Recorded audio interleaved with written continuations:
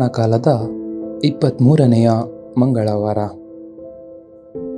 ಸಂತ ಪೌಲರು ಕೊರಿಂಥದವರಿಗೆ ಬರೆದ ಮೊದಲನೇ ಪತ್ರದಿಂದ ವಾಚನ. ಅಧ್ಯಾಯ 6, ವಾಕ್ಯಗಳು 1-11. ಸಹೋದರರೇ, ನಿಮ್ಮಲ್ಲಿ ಒಬ್ಬನಿಗೆ ಮತ್ತೊಬ್ಬನ ಮೇಲೆ ವ್ಯಾಜ್ಯವಿದ್ದರೆ ನ್ಯಾಯ ವಿಚಾರಣೆಗೆ ದೇವಜನರ ಮುಂದೆ ಹೋಗದೆ ಅನ್ಯ ಜನರ ಮುಂದೆ ಹೋಗುವಷ್ಟು ಸೊಕ್ಕು ನಿಮಗೆಲ್ಲಿಂದ ಬಂದೀತು?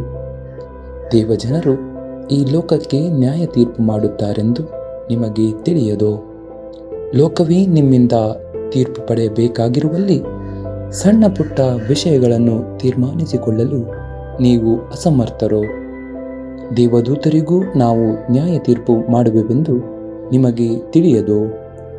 ಹೀಗಿರುವಲ್ಲಿ ಈ ಜೀವನದ ಸಮಸ್ಯೆಗಳನ್ನು ಕುರಿತು ನ್ಯಾಯ ತೀರ್ಪು ಮಾಡುವುದು ಎಷ್ಟೋ ಸುಲಭವಲ್ಲವೇ?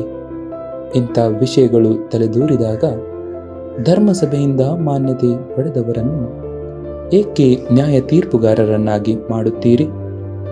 ಇದು ನಿಮಗೆ ನಾಚಿಕೆಗೇಡು.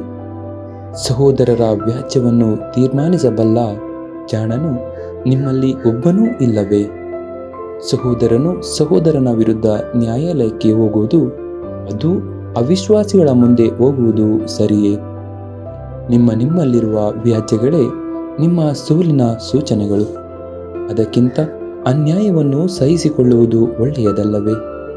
ಸುಲಿಗೆಗೆ ತುತ್ತಾದರೂ ಸಾವಧಾನದಿಂದ ಇರುವುದು ಒಳಿತಲ್ಲವೇ?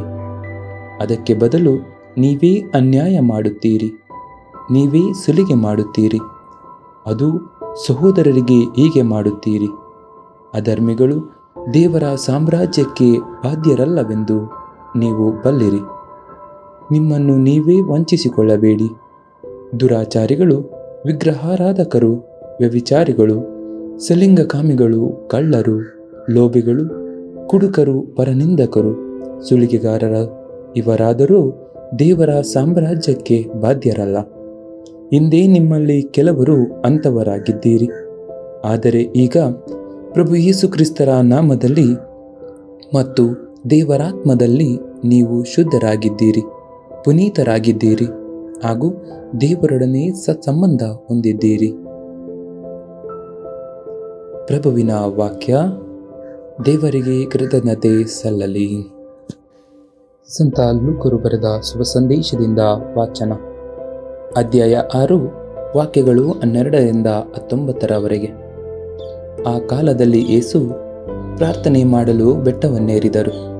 ರಾತ್ರಿಯೆಲ್ಲ ದೇವರ ಪ್ರಾರ್ಥನೆಯಲ್ಲಿ ಕಳೆದು ಬೆಳಗಾದಾಗ ತಮ್ಮ ಶಿಷ್ಯರನ್ನು ಕರೆದು ಅವರಲ್ಲಿ 12 ಮಂದಿಯನ್ನು ಆರಿಸಿಕೊಂಡು ಅವರಿಗೆ ಪ್ರೇಷಿತರು ಎಂದು ಹೆಸರಿಟ್ಟರು.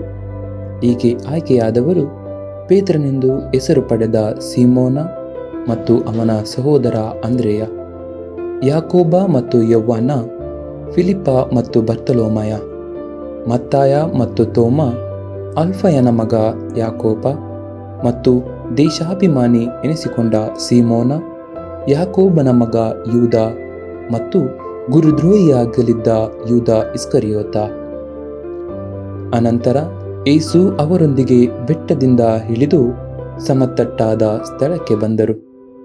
ಶಿಷ್ಯರ ದೊಡ್ಡ ಗುಂಪು ಅಲ್ಲಿ ನೆರೆದಿತ್ತು.